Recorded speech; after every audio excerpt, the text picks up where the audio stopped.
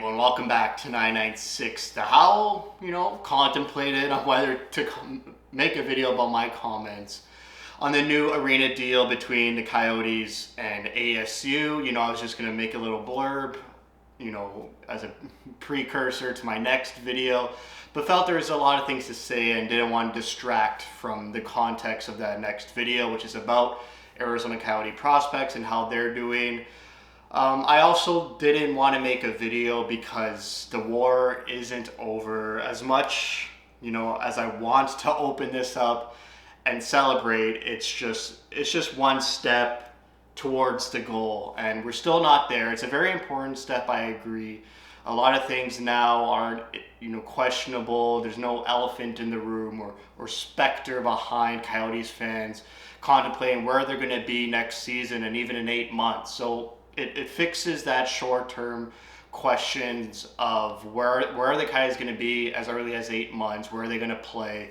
Are they still going to be in Arizona? So thankfully that's settled and it's confirmed. We get 3 or 4 more years of hockey in the desert. But obviously the big goal we're trying to achieve here is the new development in Tempe is officially greenlit by the city, and the Coyotes get their new arena that they want to build, and that's the big goal. That's the war, and we're almost there. But thankfully the Coyotes reached this new deal. It's going to be an intimate arena with only 5,000 people capacity. Now that's such an easy target to attack and say this is embarrassing for the league. I'm sure the league got other things to worry about than this, but it's just good that they'll create a new environment for the Coyotes. It's in College Town. It's in a thriving young city with a lot of population. Glendale, although Westgate is great, it's a great entertainment complex. One of the best in the league. I haven't been to much, but in terms of like Canadian cities, where the arena is just meshed and blends into the concrete jungle and cityscape of Canadian cities. This is a huge entertainment area with so many bars and things to do, a movie theater. You see everyone in Coyotes fans out and about. It's a great atmosphere, Westgate is. It's just really unfortunate it's so far away from the central fan base and from the metropolitan area of Phoenix. And so this fixes that, and it's going to create a new generation of Coyotes fans and current Coyotes fans who live in those cities of Phoenix and Scottsdale and Tempe.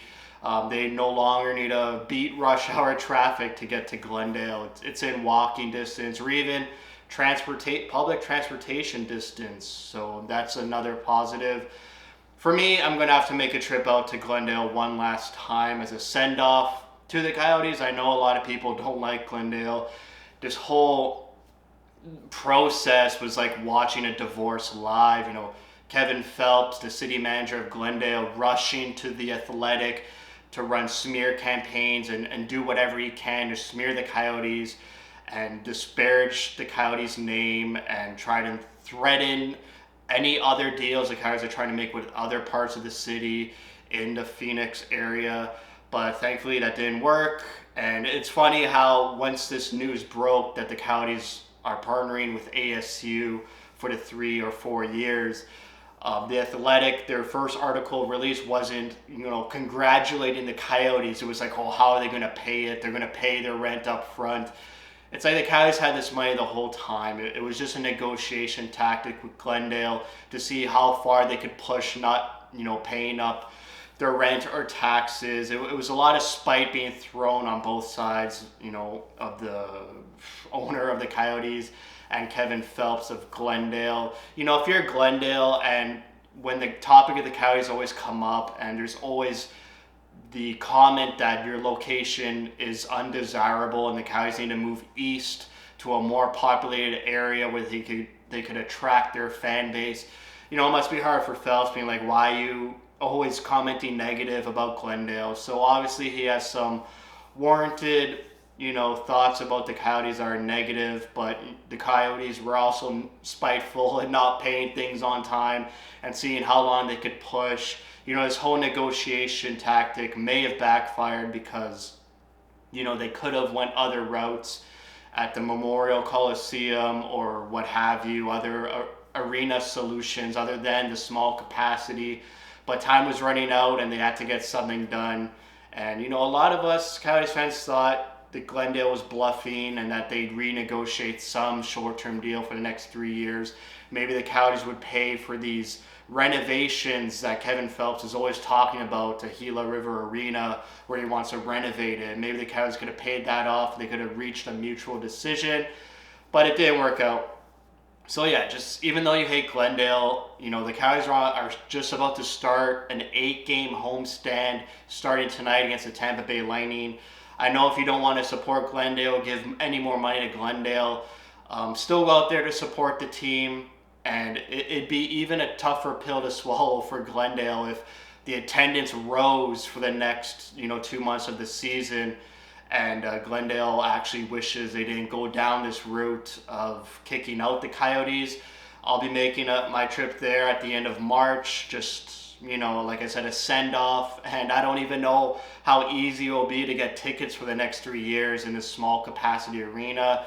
So better get to see them now before this transition happens. But just want to say, it's not all rosy. I'm not 100% happy and confident with this move. I need that Tempe new complex greenlit by the city. Once that is greenlit and official, that's it. The Coyotes fans get exactly what they want. The owners get what they want. And no longer will we be subject to these relocation jokes and attendance jokes. You'll see if this complex in Tempe, this entertainment complex, this proposal gets officially committed, they won't be at the bottom of the standings. I mean, their attendance numbers will be great. I'm not saying top 5, but they'll be in the middle of the pack where they should be because they got a great fan base. Unfortunately, not a lot of them live in Glendale or either near Glendale. It's all, in the central or east part of the valley. So that's it. 8-minute video, what have you. Just to get my thoughts, I felt like I needed to say at least something. It's been a roller coaster of a season off the ice, which I try to not pay attention to because these hockey forums are it's ruthless out there. And, with these little breadcrumbs of good news, like Alex Morello launching his sports book betting organization, that was a huge signal to me. His plan is actually coming to fruition. Buying the Coyotes, creating his new betting sportsbook company in Arizona, and now, committing to Arizona in this ASU facility. Just the last puzzle piece is Tempe, and so hopefully that gets confirmed soon, and we could just focus on the on ice situation, which is bad too. But we're almost at the end of the season. Not even, but we could look towards the trade deadline for some hope and some good news, some shiny new toys. And then once we get over the trade deadline, it'll be a quick month of hockey. And then the off season, it will only get better from this season we had to experience right now, hopefully. But yeah, that's for another video. So that's it for me. Thanks for watching. If you like what you see, spread the word. And as always, thank you for your support.